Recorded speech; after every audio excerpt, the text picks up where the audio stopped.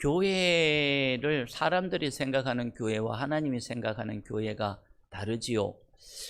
교회는요, 워낙 이게 하나님이 볼 때는 우리가 이해하지 못할 깊은 영역이기 때문에 여러 가지 비유를 통해서 교회를 설명합니다.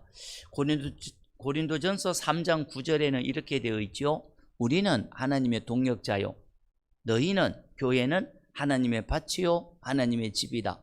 교회를 갖다가 하나님의 밭이다 그렇게 얘기를 합니다. 또 하나님의 집이라 이렇게 설명하지 않습니까? 너희는, 우리는, 일꾼들은 하나님의 동역자이다. 함께 수고하는 자라는 거죠. 밭에서는 무슨 일을 합니까? 씨를 뿌리고 물을 주고, 그렇게 하면 자라게 하시는 분은 하나님, 일꾼들은 이 교회의 여러 가지 동역자들은 씨 뿌리고 물 주는 자.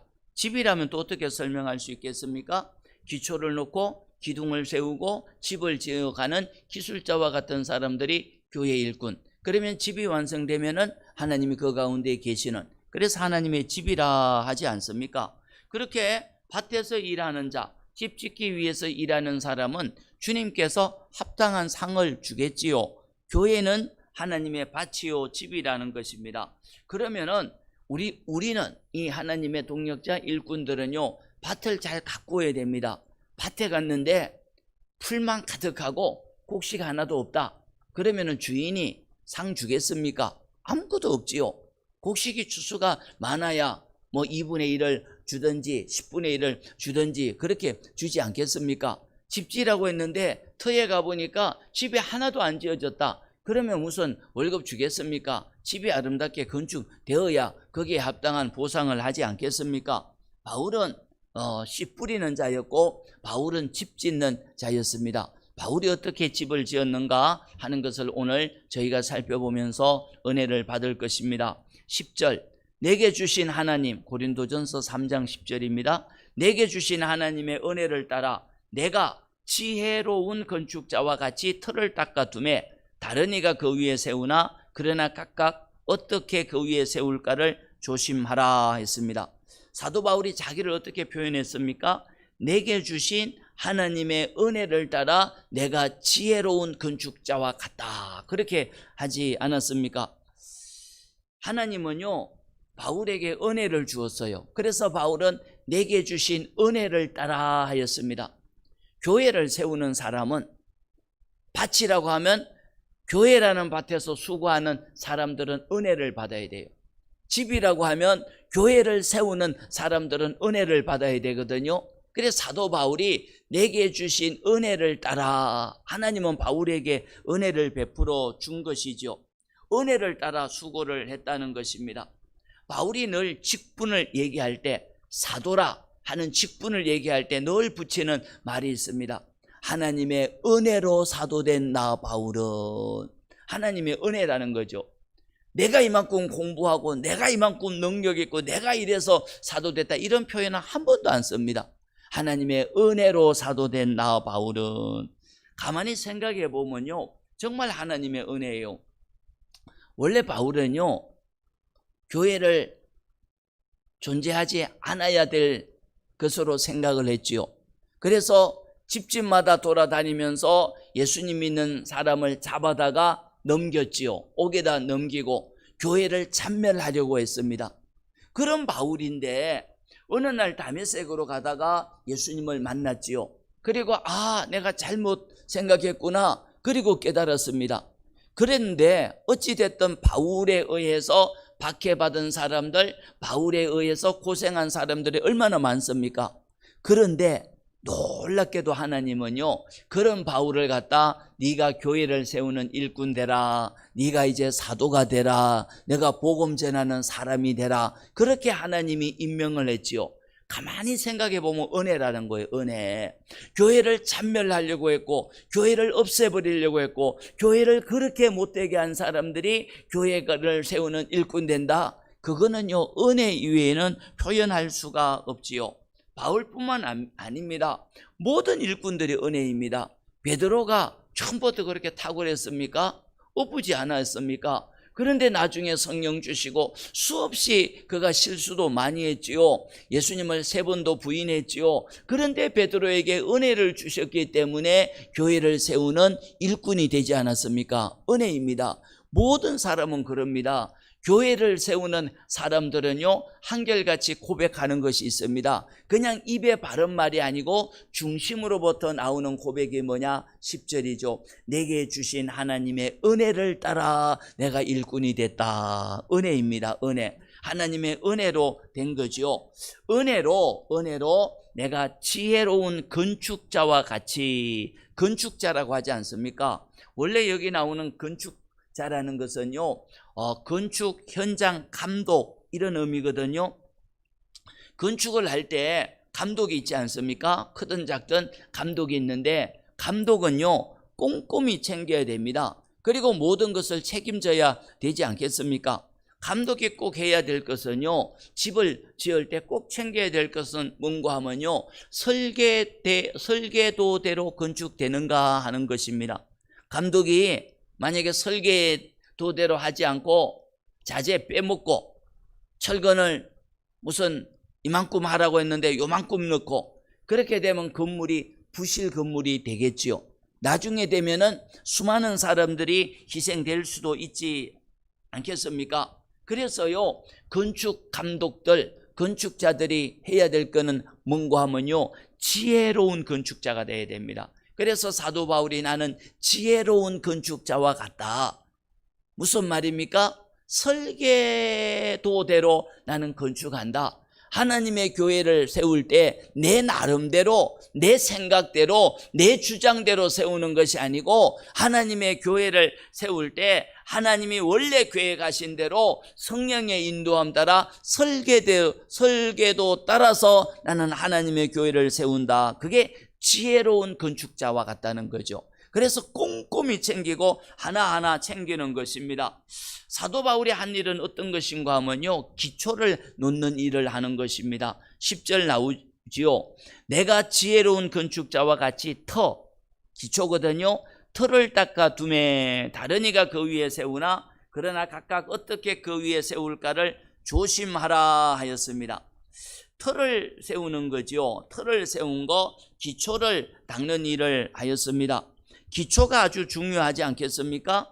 교회를 바울은요, 고린도 교회뿐만 갔겠습니까? 고린도, 데살로니가, 빌립보, 에베소 모든 교회에 다 기초를 세웠습니다.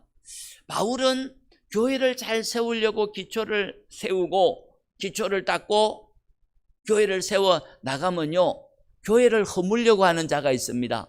누구겠습니까? 사단이죠.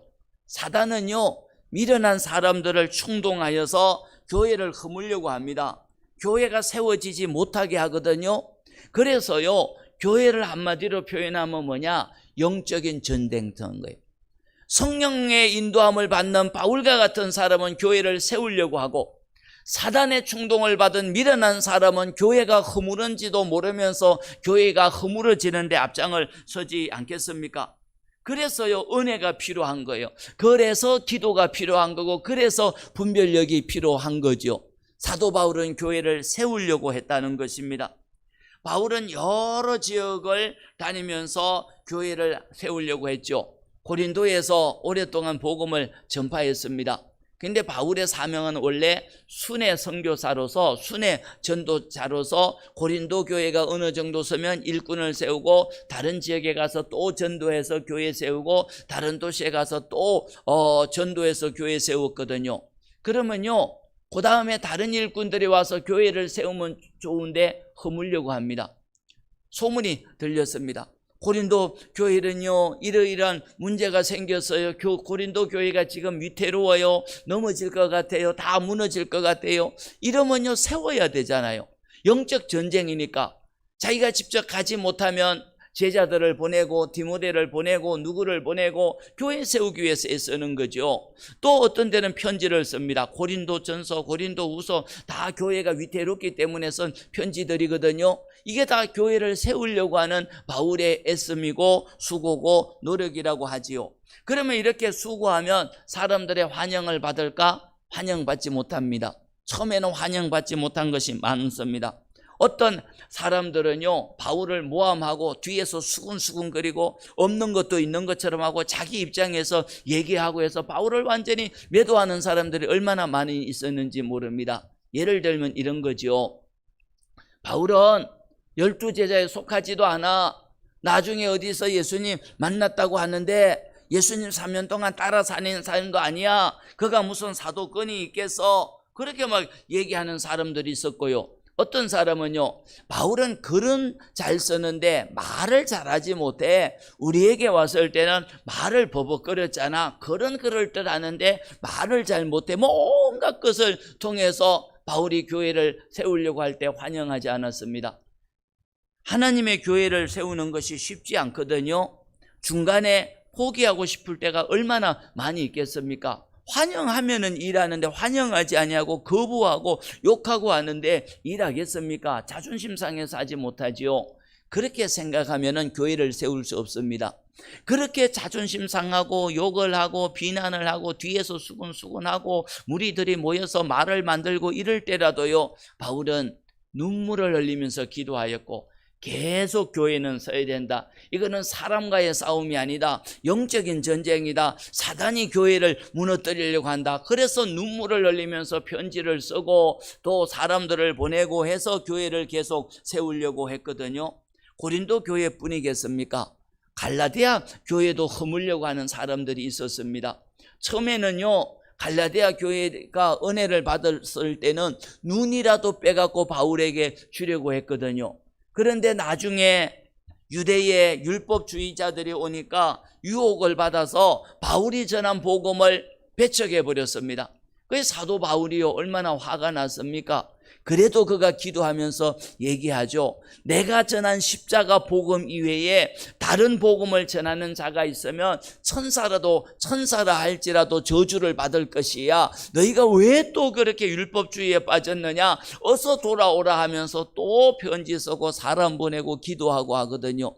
갈라디아 교회뿐만 아닙니다. 데살로니가 교회도 마찬가지거든요.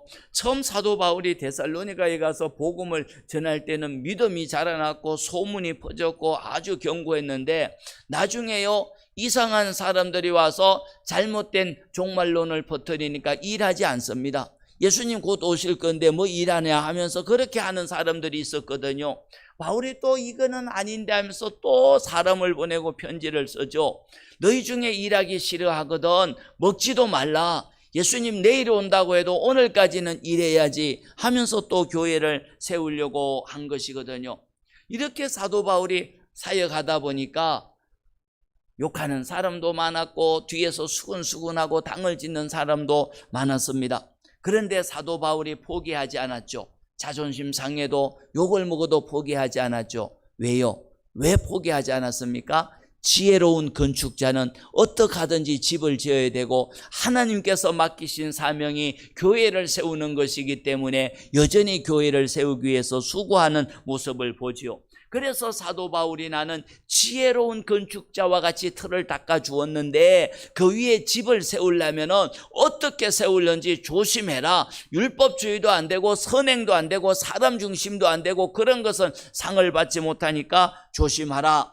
사도 바울이 그렇게 했었기 때문에 상을 받는 겁니다. 의의 면류관이 있다고 자신 있게 얘기하는 거죠. 하나님의 교회를 잘 세워야, 집을 짓는 사람처럼 잘 세워야 주님 앞에 상을 받기에 우리도 사도 바울처럼 지혜로운 건축자, 지혜롭게 하나님의 교회를 세워나가는 반열에 서야 될 줄 믿습니다. 사도 바울은요, 기초를 놓았는데 기초는 정말 중요해요. 기초가 견고하면 집이 잘 서고요, 기초가 없으면요 집이 오래 서지 못합니다. 그 모델하우스는요 기초가 없지요. 그냥 바깥에만 있죠. 그러니까 아무도요 모델하우스에는 안 살아요. 왜요? 오래가지 못하거든요. 그냥 인테리어만 아름답게 했을 것 뿐이니까. 기초가 정말 중요한데 교회의 기초는 뭐냐? 사도 바울이 11절에 교회의 기초는 딱 하나밖에 없다고 합니다. 11절, 이 닦아둔 것 외에는 능히 다른 터를 닦아둘 자가 없으니 이 터는 곧 예수 그리스도라. 기초는요 예수 그리스도밖에 없어요. 다른 것은 없어요. 뭐 비슷한 거 갖다 놓고 옆에다 놓고 기초다, 전혀 그렇지 않지요. 처음부터 예수님이 교회의 기초였거든요. 우리 신앙 고백 잘 알고 있지 않습니까? 사람들이 나를 누구라 하느냐? 너희는 나를 누구라 하느냐? 주는 그리스도시요 살아계신 하나님의 아들입니다. 그래, 맞다. 내가 이 반석 위에 내 교회를 세우리니 엄부의 권세가 해하지 못하리라. 거기 나오는 반석이라는 것은 예수님이거든요. 이 반석 하는 것은, 베드로는요 페트로스 해갖고 작은 바위 덩어리고, 예수님은 페트라 해갖고 큰 바위 같은 산이거든요. 바로 예수님 위에 교회가 선다. 사도 바울이 이렇게 얘기하죠. 다른 터는 없다. 교회의 반석은 예수님밖에 없다. 누가 무슨 율법을 가르치고 선행을 가르치고 다른 걸 가르치고 무슨 훌륭한 사람이 교회의 기초 같으냐? 아니다. 베드로도 교회의 기초가 아니고 바울도 교회의 기초가 아니고 오직 교회의 기초는 예수 그리스도밖에 없다. 그렇게 다시 한번 확인을 시키는 것입니다. 그렇습니다. 교회는요 오직 예수, 오직 복음이 있어야 환난의 시대에 흔들리지 않습니다. 무슨 이벤트하고 행사하고 프로그램 하고요, 잠시는 사람이 모이는 것 같아도 환난의 바람 쫙 불면 다 떨어집니다. 오직 기초는 철저하게 예수, 철저하게 십자가, 오직 예수님이 메시아라는 진리만이 비바람 몰아치는 환난의 바람이 불어도 흔들리지 않는 것이죠. 그래서 교회의 기초는 예수 그리스도가 되는 겁니다. 그러면 기초만 있으면 안 됩니다. 기둥도 세우고 벽도 세우고 인테리어도 해야 되지 않겠습니까? 각자 그 위에, 기초 위에 교회를 세울 때 조심하라고 했습니다. 왜 조심하라고 했습니까? 나중에 허물어질 수 있으니까 허물어지지 않는 하나님의 집을 지어야 되지요. 집을 짓는 자재들이 나옵니다. 12절입니다. 만일 누구든지 금이나 은이나 보석이나 나무나 풀이나 지푸로 이 터 위에 세우면, 예수님이라는 터 위에, 예수님이 신앙 고백 위에 집을 짓는데 금, 은, 보석, 나무, 풀, 집 이런 것이 나오지 않습니까? 그런데요 그 모든 것이 남아있지는 않는다고 합니다. 13절이죠. 각 사람의 공적이 나타날 터인데, 공적이라는 것은요 일입니다. 사역입니다. 우리가 하는 사역, 교회를 세우기 위해서 여러 가지 사역을 하지 않습니까? 교회를 세우기 위해서 여러 가지 일을 하지 않습니까? 그게 공적이라는 거예요. 공적인데 이 공적이 나타날 때가 있습니다. 나타날 터인데 공적은 다 나타나지 않습니까? 근데 언제 나타날까요? 그날의 공적이 밝히리니 13절에 돼 있죠. 그날은 언제예요? 예수님 오시는 날, 심판하시는 날, 예수님 재림하는 날, 모든 공적이 다 밝히 드러난다는 것입니다. 밝히 다 드러납니다. 은밀하게 한 것도 드러나고 드러나게 한 것도 드러나고, 모든 공적이 환하게 완전히 100% 드러나는데, 문제는 이는 불로 나타나고 불을 통과해야 됩니다. 모든 공적이 불로 나타나고 그 불이 각 사람의 공적이 어떠한 것을 시험하리라. 예, 그렇습니다. 교회를 세우기 위해서 수고했다고, 교회를 세우기 위해서 행한 모든 일들은요 드러나는데 불을 통과해야 돼요. 불이 시험한다고 했어요. 불이 시험을 하거든요. 설계대로 했는지, 설계도대로 집을 지었는지, 자기 생각대로 했는지, 중간에 뭐 빼먹지 않았는지, 그대로 하나님이 하라고 했는지 불로 시험을 하는 것입니다. 불로 인정을 받는다는 겁니다. 불로 시험을 하고 불을 통과해야 되거든요. 주님 오시는 날은요 다 불을 통과하는 것 같습니다. 금을 연단하는 것처럼, 말라기 3장 1절에도 2절에도 금을 연단하는 것처럼 불로 주님이 재림하는 날 다 시험하겠다, 다 확인해 보겠다, 그렇게 말씀을 했거든요. 불을 통과할 때 재가 되는 것이 있고, 불을 통과할 때 남아있는 것이 있습니다. 남아있는 것이 금, 은, 보석. 보석이라는 것은요 귀한 돌, 이런 의미거든요. 돌도 아주 귀한 거는요 부석부석하지 않고 그대로 남아있지 않습니까? 이런 것은 다 남아있고요, 태워지는 것은요 나무, 집, 이런 건요 다 태워집니다. 하나도 없는 거죠. 우리의 공적이라는 게 지금 생각을 해봐야 됩니다. 우리가 죽도록 충성하는 일들, 헌신하는 사역들, 나름대로 일했다고 하는 것이 불타서 없어질 것인가 남아있을 것인가. 주님이 오시는 날 다 불을 통과한다고 하지 않았습니까? 불로 시험한다는 것이죠. 교회를 세울 때 어떻게 세워야 불타지 않느냐 하는 것입니다. 14절 이렇게 되어 있습니다. 만일 누구든지 그 위에 세운 공적이 그대로 있으면 상을 받고, 그대로 있어야 상을 받는 거예요. 모든 사역들 행한 일들이 상을 받고, 누구든지 15절 그 공적이 행한 일들이 불타면 해를 받는다고 합니다. 오히려 해를 받아요. 해. 그러나 자신은 구원을 받되 불 가운데서 받을 것이라. 자신은 구원은 받지요. 왜 구원은 받습니까? 터 위에, 그리스도라는 터 위에 집을 세우려고 했기 때문에 구원은 받습니다. 그런데 불 가운데서 받으니까 불 다 타버리고 부끄러운 구원을 받게 되는 것이죠. 주님의 교회를 세우기 위하여 열심히 일할 때 조심해야 될 이유가 있죠. 그래서 10절에 어떻게 세울까 조심하라 했지요. 어떻게 사역할까 조심하라. 어떻게 일할까 조심하라. 왜냐고 하면 상이 될 수도 있고 해를 받을 수도 있으니까, 구원은 받되 부끄러운 구원을 받고 상이 하나도 없고 해만 받을 수 있으니까 어떻게 사역할까 어떻게 일할까 조심하라. 그렇게 말씀을 한 것입니다. 어떤 것이 금이나 은이나 보석처럼 주님이 오시는 그날에 사라지지 않는 그런 공적이 될까요? 교회를 세우기 위해서 믿음으로 한 것, 교회를 세우기 위해서 그리스도 중심으로 한 것, 성령의 인도함 받아서 한 것, 교회를 세우기 위해서 하나님이 영광이 되게 한 것은 금이나 은이나 보석처럼 사라지지 않습니다. 엄밀하게 했던 드러나게 했던 그건 다 남아서 상이 되는 것이죠. 그러나 교회의 일을 하되 누가 하니까 한 것, 사람에게 인정받기 위해서 한 것, 사람이 알아주기 위해서 하고 그렇지 아니하면 안 한 것, 감정 따라 한 것, 자기의 육신을 따라 한 것, 자기 이름을 드러내기 위해서 한 것, 이런 것은 불타버립니다. 그거는 그리스도하고 상관이 없기 때문에 불타는 것이죠. 일은 많이 할 수 있습니다. 주님도 그렇게 말씀했죠. 우리가 주의 이름으로 귀신 쫓아내고 주의 이름으로 선지자, 주의 이름으로 권능을 행했습니다 하는데 하나님의 뜻대로 행하지 아니하는 것은 아무 소용이 없다. 나더러 주여 주여 해도 하나님 뜻대로 행하지 않았다면 그거는 구원을 받지 못한다. 그렇게 말씀을 하지 않았습니까?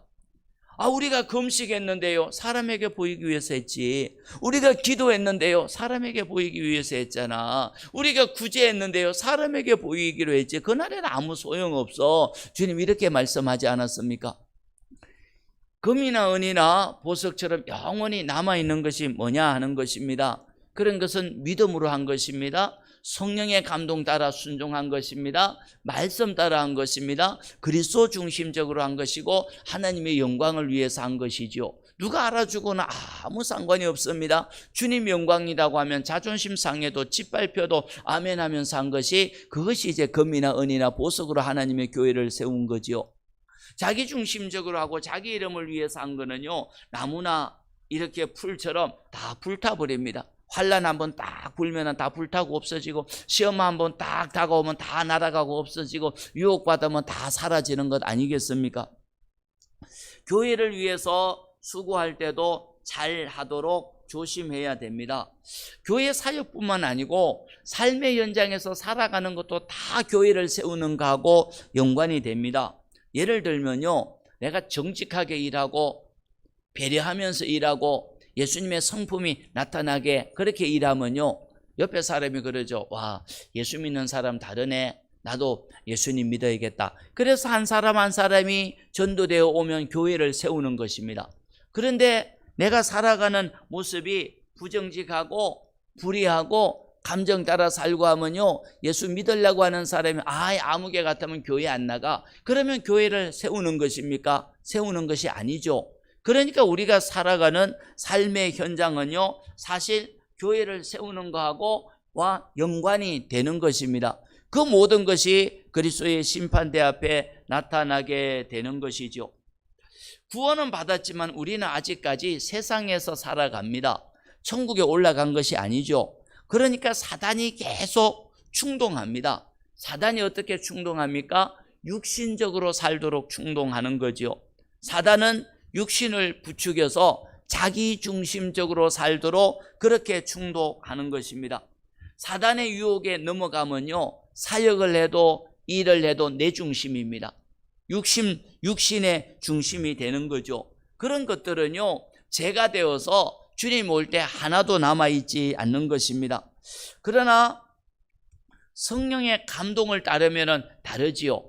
육신적으로 자기중심적으로 일하도록 사단이 계속 마음에다가 동기 유발을 시킬 때 아니야, 이건 아니야, 오직 성령의 인도함이야, 하나님 영광만 위해서 해야지, 그렇게 한다면요, 그런 것은 교회를 잘 세우는 금이나 은이나 보석과 같은 역할을 할 수 있는 것입니다.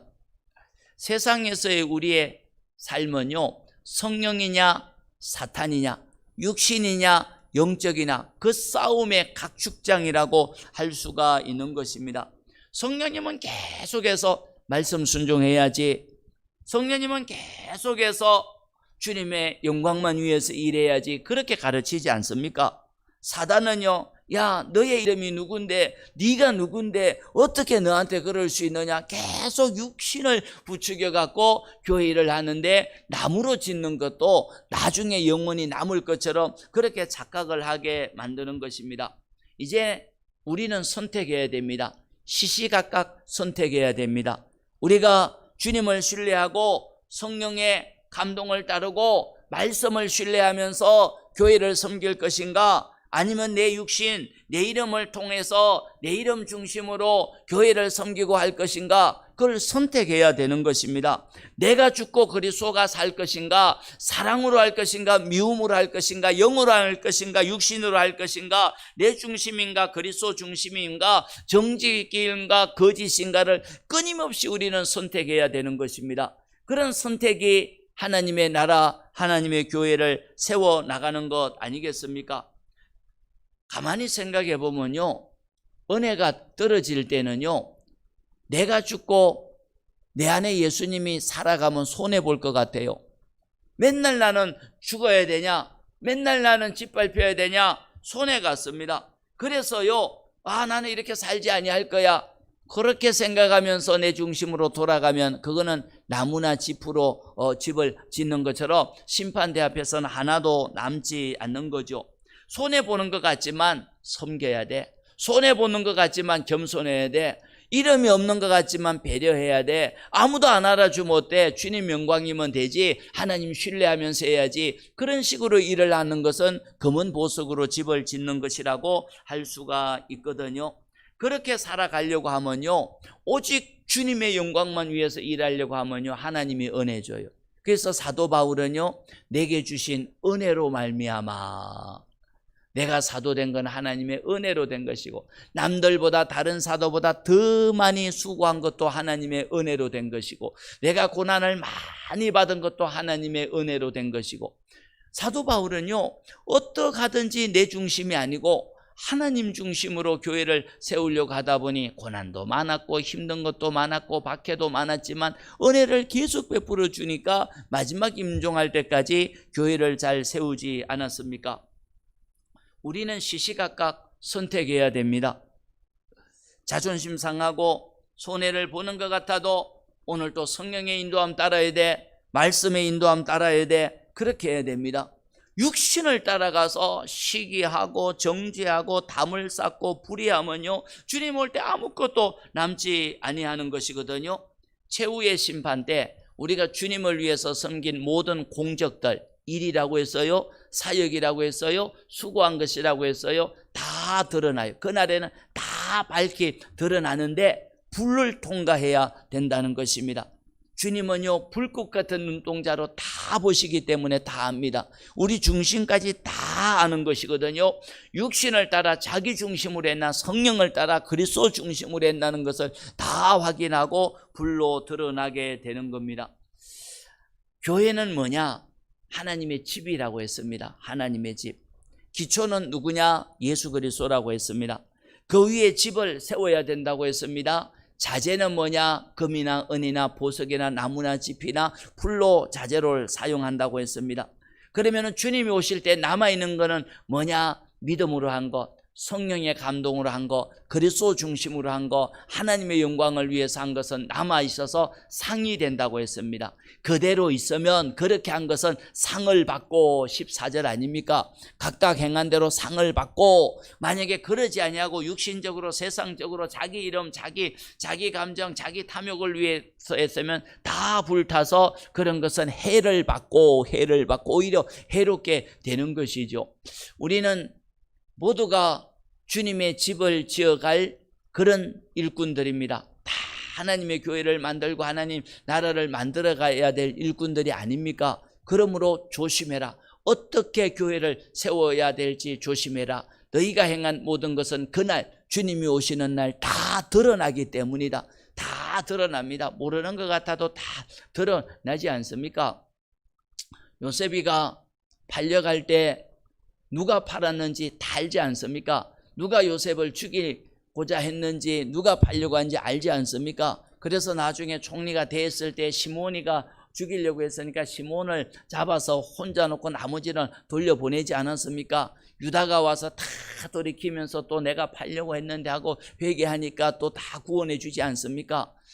다 요셉도 아는데 우리 주님은 그 중심을 불꽃 같은 눈동자로 안 보시겠습니까? 동기를 안 보시겠습니까? 순수성을 안 보겠습니까? 하나님의 교회를 세워가는 하나님의 집을 만들어 가야 되는 것이 우리가 맡은 일인 것입니다. 조심해서 잘하면 상이 된다고 했습니다. 그날의 상을 바라보면서 그리스도 중심, 성령 인도함 따라 말씀 중심으로 교회를 세우는 일꾼들이 많이 일어나기를 주님의 이름으로 축복합니다. 아멘.